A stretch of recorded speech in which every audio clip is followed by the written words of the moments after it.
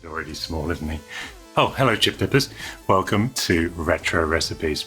And today I understand that out for delivery is a package from Retro Games Limited. Now, they, of course, are the makers of the C64 and C64 Maxi, among other things.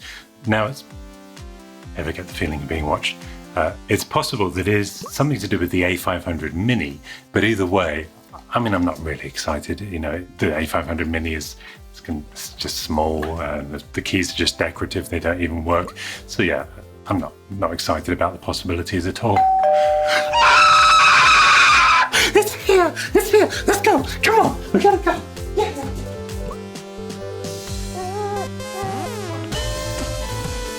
Welcome.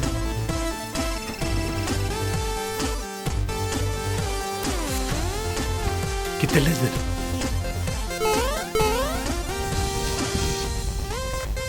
Gotcha.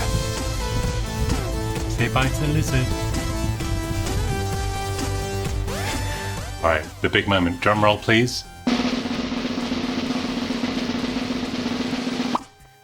Well, that was filmed a couple of weeks ago, and as you may have seen, we actually unboxed it here in our monthly magazine show, The Retro Show! Here's how that went. Well, they used to...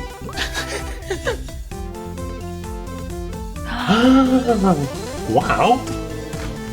So this, I believe it's 3D printed. Yeah, looks like it. Whoa! Serial number 1? I'm obviously holding something very special here. Yeah. So I believe this is the prototype that they've been using for the A500 MINI, and it's not just a pretty case, it's fully working. Wow. So cute. Cute indeed. And we respected Retro Games Limited's kind request that we not power on this prototype in that show until a later date, and that date is today. So you've come to the right place. A moose! So this is the prototype mouse. Can I feel it? Yeah. Well, that's cool. It almost looks like it's going to be squishy for some reason. Yeah. But it is not. Very nice. Very nice.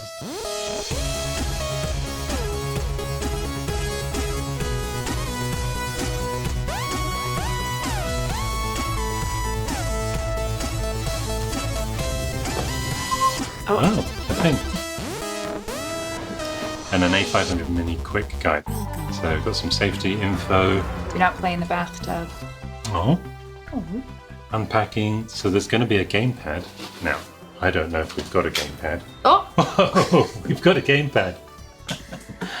Look at this. That's cool. So this is modeled after the Commodore CD32 gamepad. Naturally. Yeah. That's it. A very nice and succinct little user guide. Bilingual. Are you? Didn't know that. Oh, yeah. Well, let's set this up here.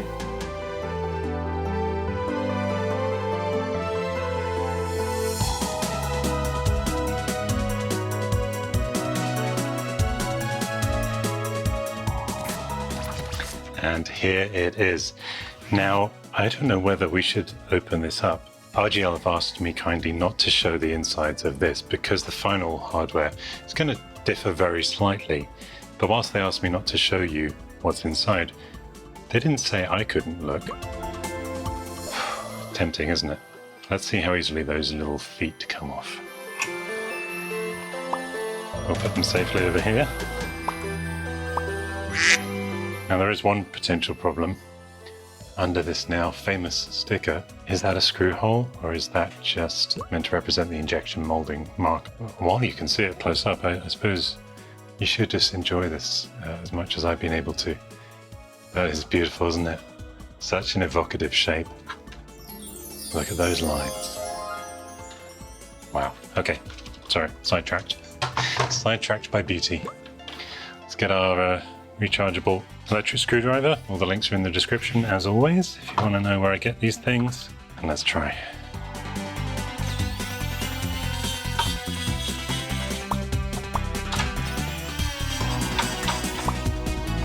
And I'm keeping everything very safe just down here. The moment of truth. will it come apart?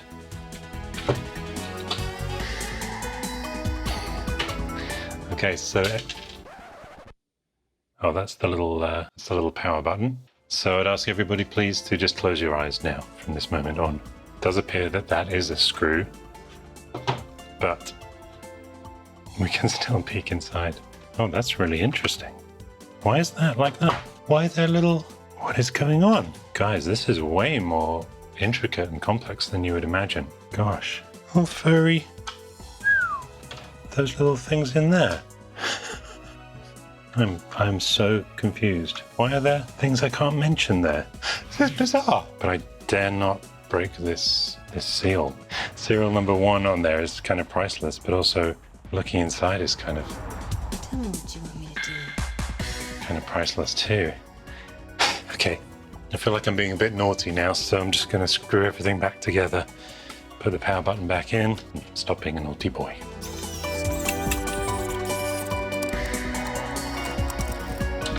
Okay, now please nobody tell RGL that I did that, okay? When I send them this video, I'll send them to the timestamp 5 seconds from now.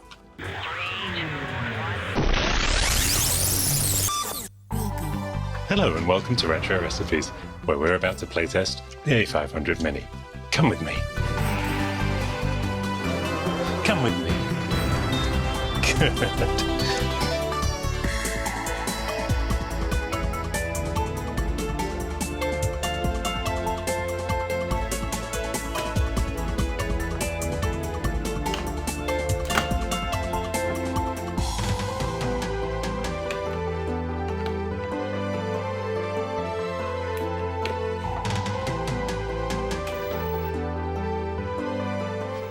So that was the normal connection, but for those of you interested, I am also screen recording, which means I've got the HDMI coming from the A500 MINI into this screen record device by Elgato.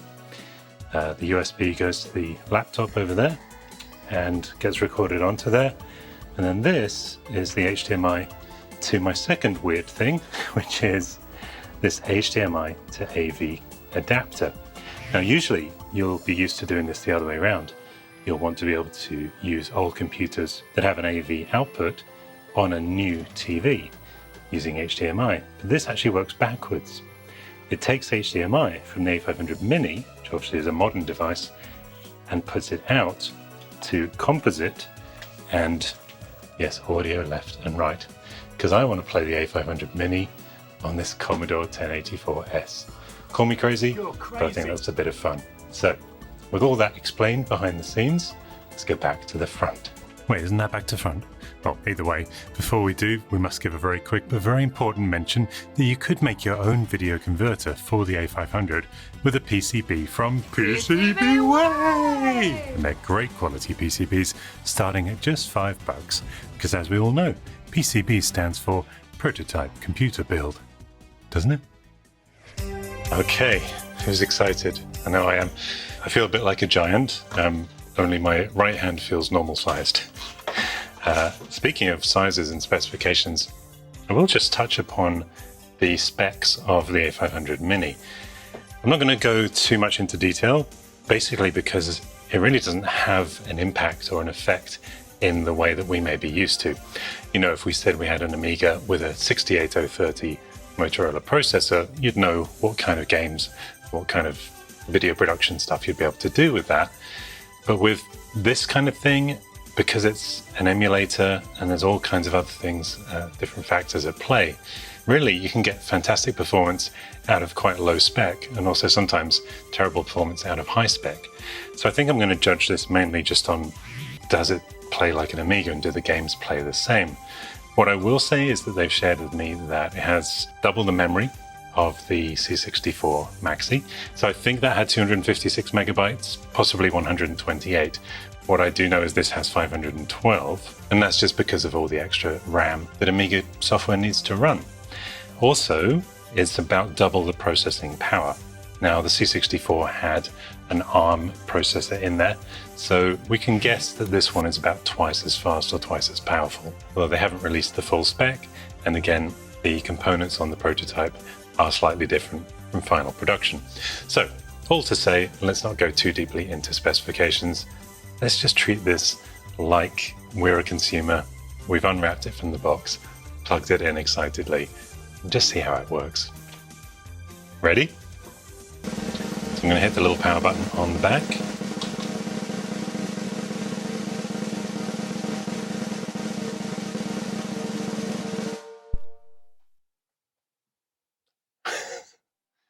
There it is.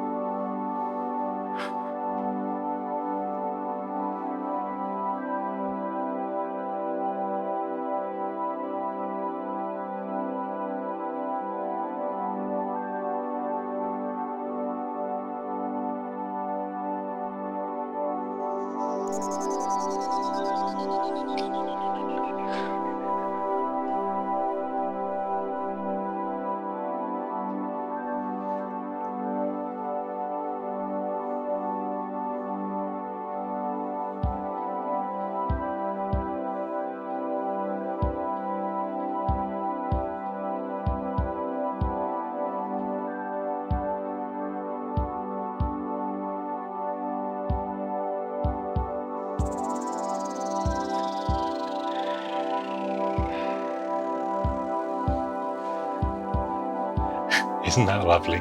I didn't want to talk over that. I've just had a sort of out-of-body experience. I guess I was pre-envisaging the C64 kind of loader and music, which is Commodore 64, SID chip style. For this, they haven't used an Amiga at all. I kind of love that. It brought me back immediately to some of the stuff on the Nintendo Wii, like the emulation station kind of stuff. What was it called? The retro channel, whatever it was. Yeah, this is interesting because it makes it feel like the A500 is from now. Instead of feeling like I've got an emulator here, I feel like I've got a new Amiga in a small way, literally. Okay.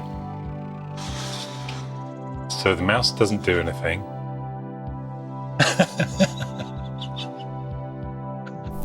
Static. Can you see that? It says the A500 Prototype Firmware Copyright Retro Games Limited 2021 Puppyfractics Retro Recipe Edition. That's cute. Should I be jealous? This isn't my edition. Not at all. Well, the mouse, though, I just discovered doesn't do anything here. So it's all got to be gamepad stuff. So there it is, left and right.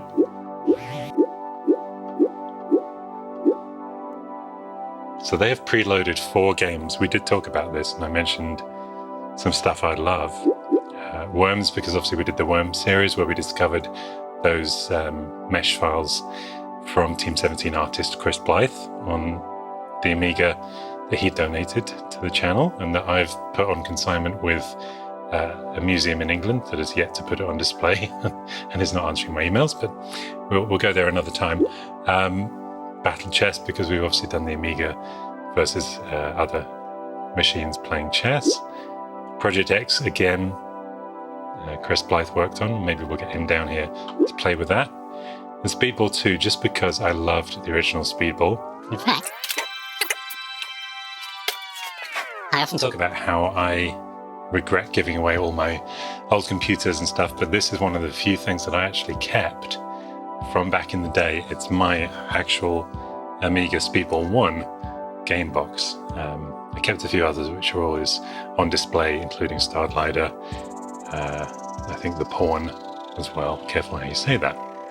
But yeah, Speedball 2 is there. So here I am, 1988 this was. So quick bit of math. 34 years later, about to play the sequel on my own Amiga. My new Amiga. Okay. So those are the games, and then we've got a little help down the bottom here. It says press up for help. So there it is. So this tells us all the controls for our gamepad. So of course the Amiga only had one fire button, as demonstrated here on my Quickshot 2 t-shirt. So all these action keys essentially do the one button. Then you've got up, down, left, right, and a virtual keyboard if you hit menu. That's very intuitive. Hit blue to close, just like any other games machine. And then down is saved games. So there we go. We've got 4 slots per game, which is all stored on the flash memory inside the device. And you can lock or unlock a save game, just in case that's your highest score ever or something. You don't want to accidentally lose it. And load and close. What else have we got? Menu. Now I don't see writing on this. Left one is menu. Okay, display options. So that's nice. Fixed size, moderate zoom, or screen fit. I don't think we had quite that many on the C64, although I haven't played it for a few months. Enable CRT effect. We won't need that on this real CRT. I will show you though on the screen recording how that looks. And image smoothing, we'll play with that too. Probably going to make this old Amiga look even more modern by smoothing out those jaggy corners. Change the language. Français, bonjour monsieur. Espanol, si senor. Deutsch, sprechen Sie Deutsch? Ja, das ist gut, ja. Italiano, ciao bella. And Polski, Polish. Dzień dobry? Jak się czujesz? Dobrze. Very good, all the languages. Advanced options, TV settings. So we defaulted to 50 Hertz. Ow, that hurts. In case your TV isn't compatible with 50 Hertz, it will go to 60 Hertz, but 50 is going to give you better performance. Use screen edges. Enable this option if your TV can display a full 720 image without cropping. Now, probably because I've got that HDMI adapter, the adapter's taking care of that for me because I have got a full image.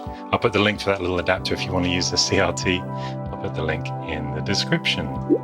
Legal notices, blah, blah, blah. Oh, actually, it's interesting. Hardware, software design, Chris Smith. So Chris I've been liaising with on old Flea Mail. He's responsible for this beautiful music, spa of nostalgia, as I'm going to call it. Media production management, Paul Andrews. Project management, Stuart Chiplin, who I've also been chatting with on the Flea Mail. Manufacturing, Ben Jones. Good job, Ben. And then we've got Claranto. They've licensed the Amiga ROM from. WHD Load they've licensed as well from Bert John and the team.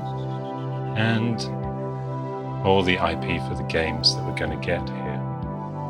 And they've only given the 3 IP things, not all the other games, so just the ones that I've got. Nice. Factory reset. Shut down. And that's it. I mean, talk about keep it simple. That seems simpler than the C64, probably because we don't have to go into PAL versus NTSC quite so much, because Amigas took care of that.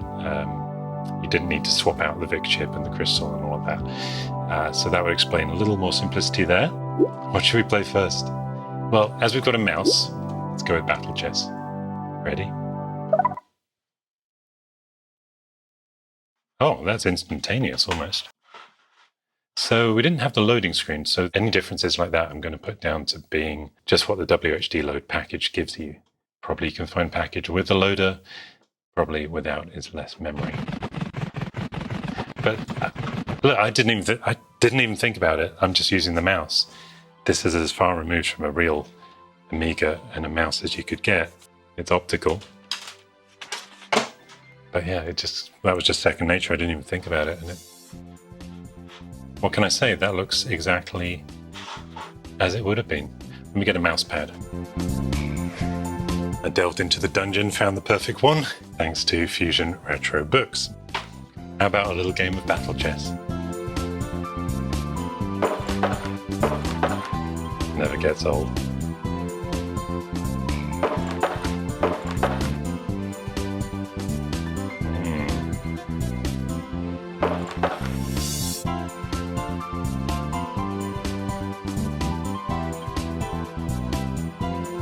Well, it's thinking. I can say that is as slow as a normal Amiga. He's getting his night out. I'm going to have a nice night out too.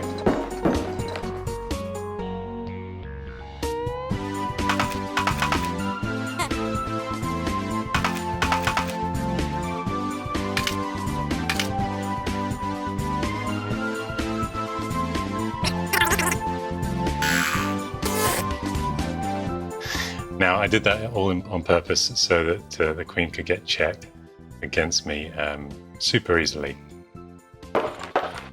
Just, you know, because I don't want to take up too much of your time, so I thought I'd let the Amiga win.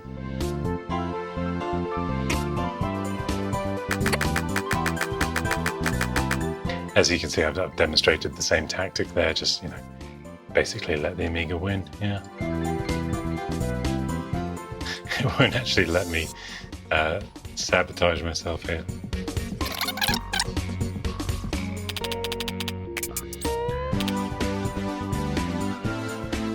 Yeah, confirmed, it's as slow as a real Amiga. Now, having said that, they did say to me that, in theory, the fastest Amiga this could emulate would be about a 68030 25 megahertz. For example, something like Vista Pro, the landscape generator, or Lightwave, or those kind of things. So it'll be interesting to see if we can get those running when we get access to the full firmware and any updates that are needed. As the night comes in right on cue.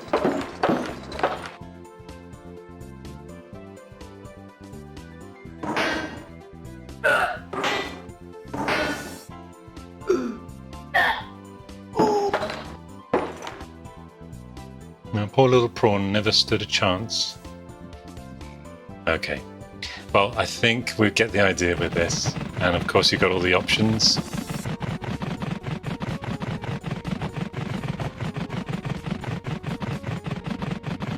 (3D, 2D). Beautiful. I always like the look of that. And levels. But let's quit. See what else we can do.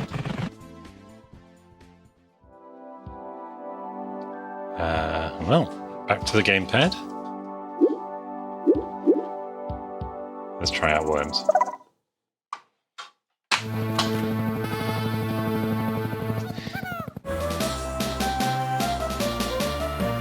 What should we do? Let's have a friendly game. That's Chris. Okay.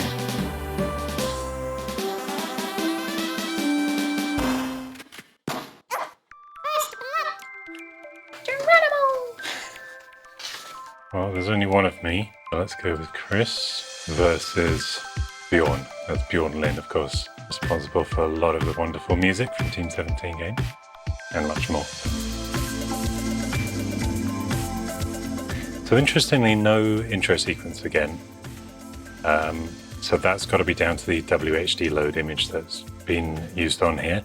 I haven't tried it, but I'm going to bet that there's a WHD load image with the animations, or I think if you put the folder with the animations in there as long as it's present, it will use it. If it's not present, it just skips it. So hopefully a pretty easy adjustment, because I think a lot of us would like to see those animations. It says press space to play. It's not working for some reason, so let's try fire. There we go. Now, another nice thing is they've mapped not just the keyboard keys for the game, but the mouse stuff. Oh, that's nice. To the gamepad. Whoops. So let's see how that works. Well, there's a little pop-up keyboard on the side. Guess we found that. So I've hit menu. I'm going to hit up for help. And here it is. Aim up, aim down, move left and right, jump, fire, and secondary controls.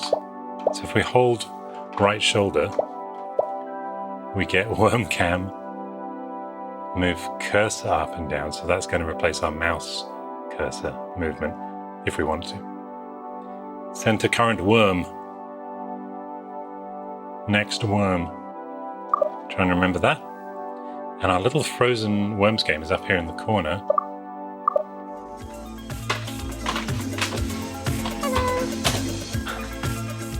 I'm here. Yep, so we can move the camera around. Next worm. There's the weapon panel. I mean, I would probably just reach for the mouse at this point. So, cursor up, cursor down. Try this. Yes! Now, bear in mind I'm playing both teams, so I killed myself, but in a good way. Now.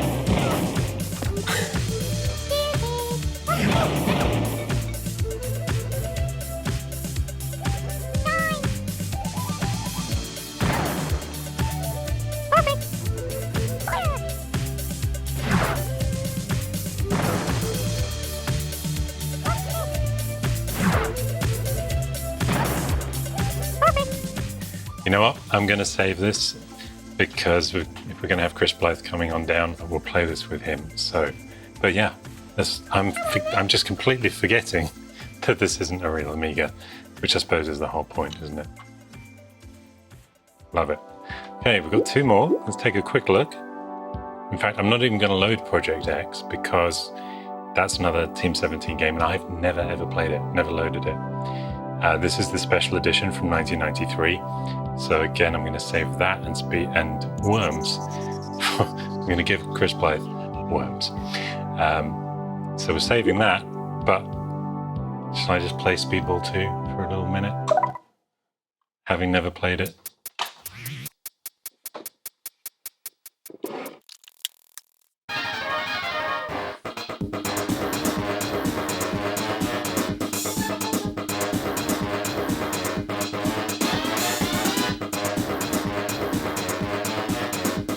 Very much similar to the version 1 game music, which I love. Corruption and violence force the game underground. See how quick that I can't even finish saying. See how quick this is. To equip our guy,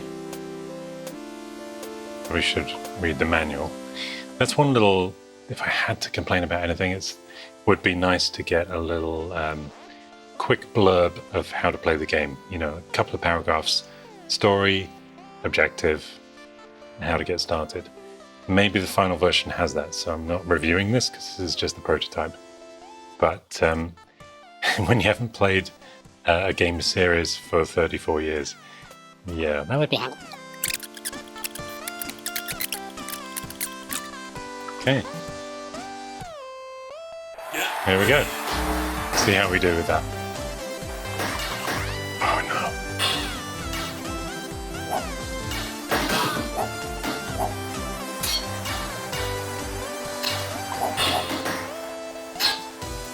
Oh, where am I? Come on. There we go. Yes.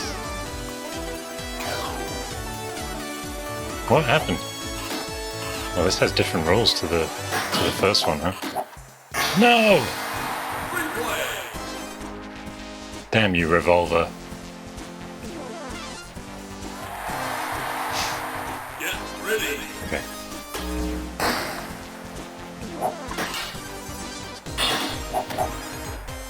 Gave it away immediately.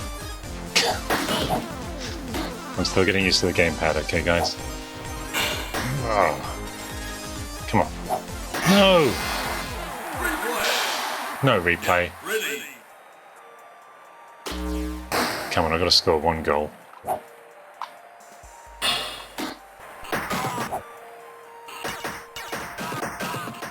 Okay, get up there. Come on. Yes. There we go. Yes. Yes. Ice cream. How am I so useless at this? I played this non-stop as a kid. Or a teenager. Come on, no! Ah! Yes.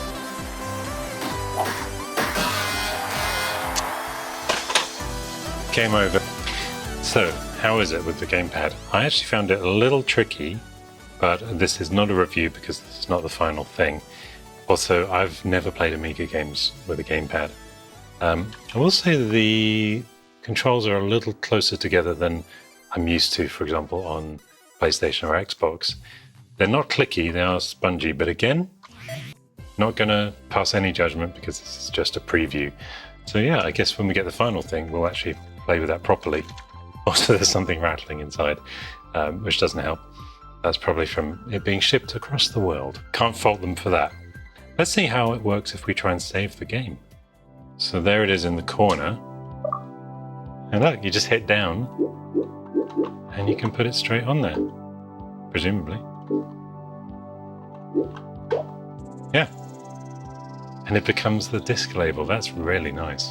And then I could load it. Obviously it's going to just look the same, but yeah.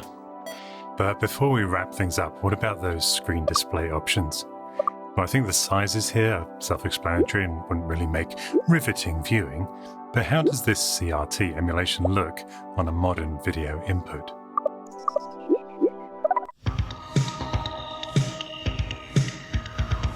Well, yeah, basically it does what it says on the tin. Let's do a little side-by-side. And yeah, I CRT what they mean. And image smoothing, let's guess, does that smooth the image edges? It's not quite having as dramatic effect as I'd wanted. I think I'm probably too used to Vice's C64 smoothing, which obviously works at a much lower resolution.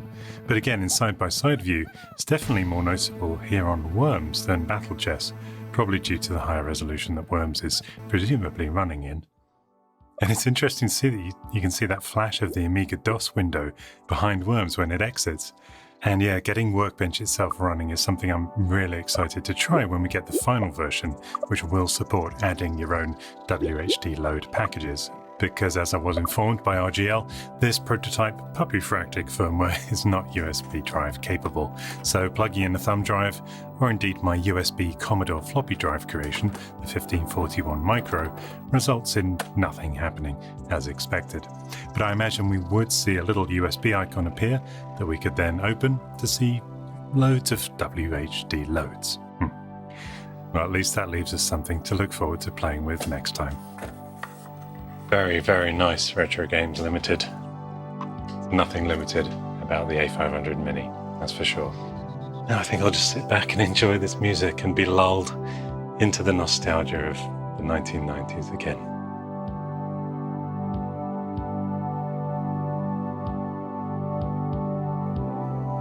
Well, there it is, the A500 Mini Prototype. Huge thanks to Retro Games Limited for letting me show you what this is all about, and a pretty good taster of what the final one is going to be about as well. I've been left with a very satisfying feeling about all of this that I perhaps wasn't really expecting. If I'm honest, owning a real Amiga, such as this one behind me, in this day and age can be a bit of a chore. I mean, I've looked at some of the problems with video output. That's right, you can't get both original chipset or ECS enhanced chipset video and RTG graphics, retargetable graphics, out of the same HDMI port at the moment.